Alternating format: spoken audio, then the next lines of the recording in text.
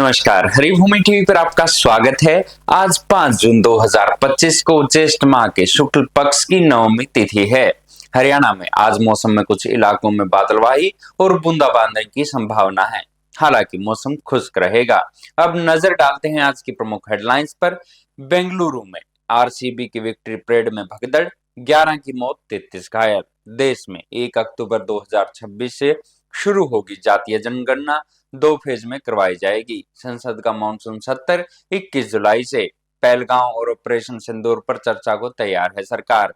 Narendra surrender वाले बयान पर भाजपा अध्यक्ष जेपी नड्डा का पलटवार, कहा सरेंडर करना कांग्रेस के डीएनए में। राहुल का बयान देशद्रोह से कम नहीं। देश में कोरोना का नया वेरिएंट, 25 राज्यों में फैला। एक्टिव केस भी 4000 से ज्यादा हुए। केदारनाथ बद्रीनाथ में भारी बारिश, बर्फबारी, पत्थर गिरने से रास्ते ब्लॉक। मिजोरम में भी लैंडस्लाइडिंग।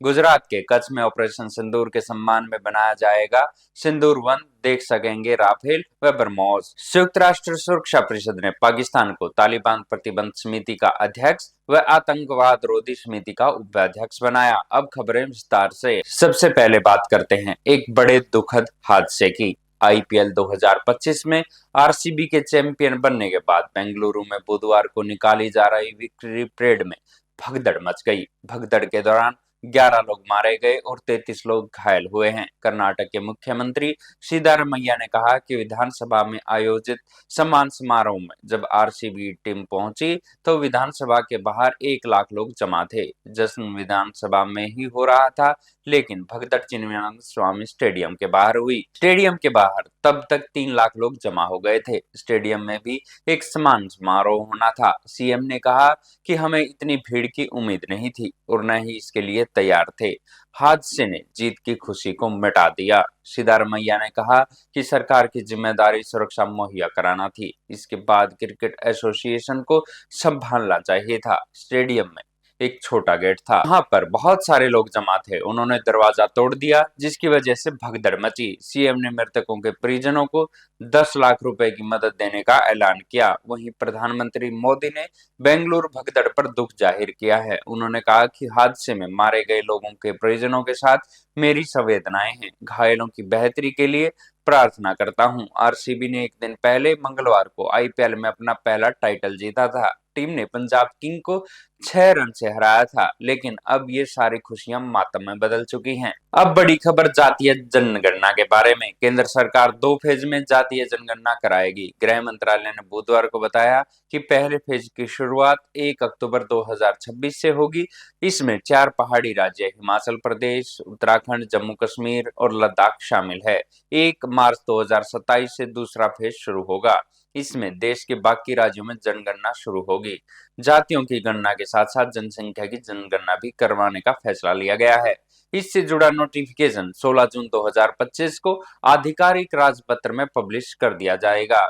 केंद्र ने 30 अप्रैल 2025 को जातीय जनगणना करवाने का ऐलान किया था। देश में आजादी के बाद ये पहली जातीय जनगणना होगी। केंद्रीय मंत्री अश्विनी वैष्णव ने कहा था कि जातीय जनगणना को मूल जनगणना के साथ ही करवाया जाएगा। देश में पिछली जनगणना 2011 में हुई थी। इसे हर 10 साल में किया जाता है।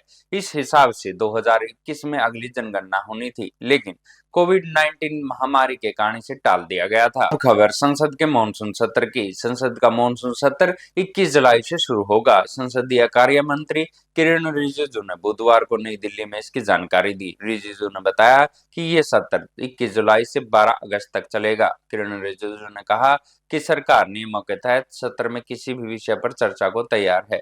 साथ ही बताया गया है कि सत्र के दौरान जस्टिस वर्मा के खिलाफ महाभियोग का प्रस्ताव भी पेश किया जा सकता है। सरकार ने मॉनसून सत्र का ऐलान विपक्ष के स्पेशल सेशन की मांग के बीच की है। विपक्ष पहलगांव हमला, ऑपरेशन सिंदूर और भारत पाकिस्तान के बीच मध्यस्थता पर अमेरिकी राष्ट्रपति डोनाल्ड ट्रंप और सीडीएस अनिल चौहान के भारतीय जेट गिरने पर सिंगापुर में दिए गए बयान की चर्चा पर मांग को लेकर है। अब खबर राहुल गांधी के विवादित बयान की। कांग्रेस सांसद राहुल गांधी ने नरेंद्र सरेंडर वाले बयान पर भाजपा अध्यक्ष जेपी नड्डा ने पलटवार किया है। नड्डा ने बुधवार को एक्स पर 2 पोस्ट किए। इसमें उन्होंने राहुल गांधी से कहा कि राहुल गांधी, सरेंडर आप करते होंगे क्योंकि आपका इतिहास ऐसा ही रहा है। भारत कभी सरेंडर नहीं करता। सरेंडर आपकी पार्टी कांग्रेस की डिक्शनरी में है, आपके डीएनए में है। नड्डा ने लिखा कि पाकिस्तान तो रोते तो दुनिया को बता रहा है कि भारतीय सेना ने पाकिस्तान में 18 जगह हमला करके सब कुछ तबाह कर दिया। और राहुल गांधी देश के सरेंडर की बात कर रहे हैं। उन्होंने कहा कि वो देशद्रोह से कम नहीं है। दरअसल राहुल गांधी ने मंगलवार को भोपाल में मोदी के खिलाफ बयान दिया था। उन्होंने कहा था कि ट्रंप का एक फोन आया और नरेंद्र जी तुरंत सरेंडर हो गए। बीजेपी आरएसएस वालों को मैं अच्छी तरह जानता हूं, इन पर थोड़ा सा दबाव डालो, थोड़ा सा धक्का मारो, ये डर कर भाग जाते हैं। अब खबर कोरोना वायरस की। देश में कोरोना के मरीजों की संख्या लगातार बढ़ती जा रही है। मंगलवार को 300 नए केस मिले। इससे सबसे ज्यादा गुजरात में 108, महाराष्ट्र में 86 मामले सामने आए हैं। इस तरह देश में एक्टिव केसों की संख्या 4302 पहुंच गई है। कोरोना 27 राज्यों और केंद्र शासित प्रदेशों में फैला हुआ है। हालांकि 9 राज्यों में अभी तक एक भी मामला सामने नहीं आया है। सबसे ज्यादा 1373 एक्टिव केस केरल में हैं। वहीं महाराष्ट्र में 510 केसों के साथ दूसरे नंबर पर है। कोरोना के नए वेरिएंट से देश में जनवरी से अब तक 44 मौतें हो चुकी है। इसमें सबसे ज्यादा 37 मरीजों की मौतें पिछले 5 दिनों में हुई है। अब खबर कई राज्यों में भारी बारिश की। नॉर्थ ईस्ट के राज्यों में पिछले 2 हफ्तों में भारी बारिश लगातार जारी है। बाढ़ और लैंडस्लाइड के कारण लाखों लोग प्रभावित हैं। सिक्किम के लाचेन में मंगलवार को भारतीय सेना ने विदेशी नागरिकों सहित 30 टूरिस्ट को एयरलिफ्ट करके रेस्क्यू किया। 83 लोग अब भी फंसे हुए हैं।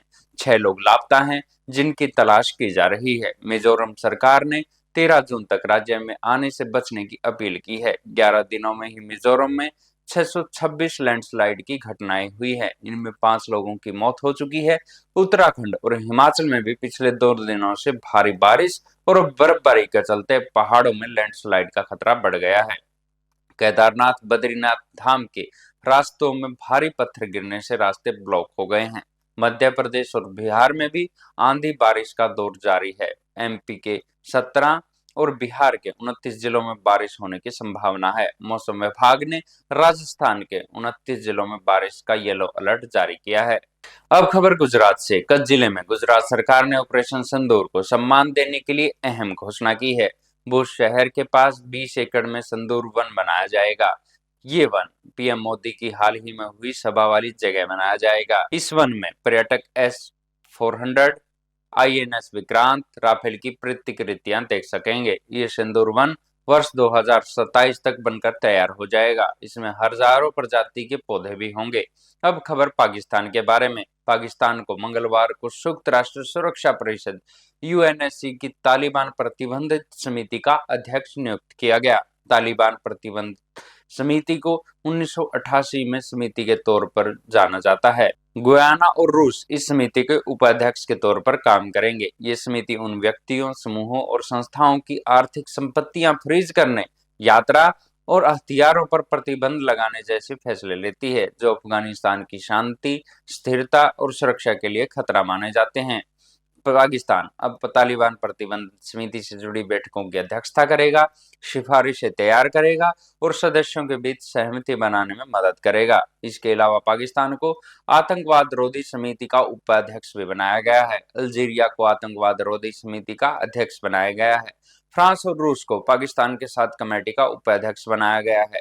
ये ऐसे समय में हुआ है जब पहलगाम हमले के बाद भारत लगातार अंतर्राष्ट्रीय संगठनों से पाकिस्तान में पनप रहे आतंकवाद को लेकर कार्रवाई की मांग कर रहा है।